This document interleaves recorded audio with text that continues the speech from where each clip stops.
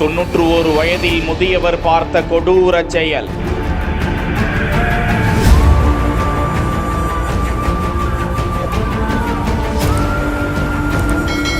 ஓட ஓட விரட்டி வெட்ட முயற்சிக்கும் காட்சி.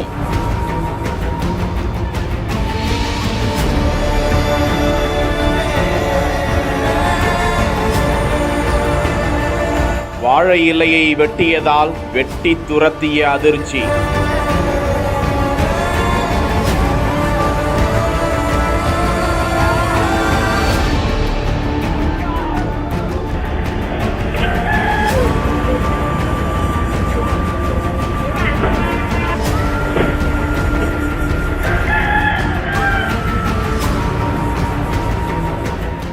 தூத்துக்குடி முத்தையாபுரம் சுந்தர் நகர் பகுதியை சேர்ந்தவர் நிஷாந்த், அவரது மனைவி சிந்துஜா, இவர்களது பக்கத்து வீட்டை சேர்ந்தவர் 91 வயதான முதியவர் கந்தசாமி. கந்தசாமி வீட்டில் இருந்து வளர்ந்த வாழை மரம் நிஷாந்தின் காம்பவுண்டுக்குள் எட்டி பார்த்ததாக சொல்லப்படுகிறது. இது சம்பந்தமாக நிஷாந்தின் மனைவி கந்தசாமியிடம், உங்கள் தோட்டத்து வாழை இலை எப்படி எங்கள் வீட்டு காம்பவுண்டுக்குள் வரலாம் என தகராறு செய்ததாக சொல்லப்படுகிறது. ஆனாலும் கந்தசாமி அந்த வாழை இலையை அகற்ற மறுத்ததால் நிஷாந்தும் அவரது மனைவியும் சேர்ந்து அந்த வாழை இலையை வெட்டியதாக கூறப்படுகிறது.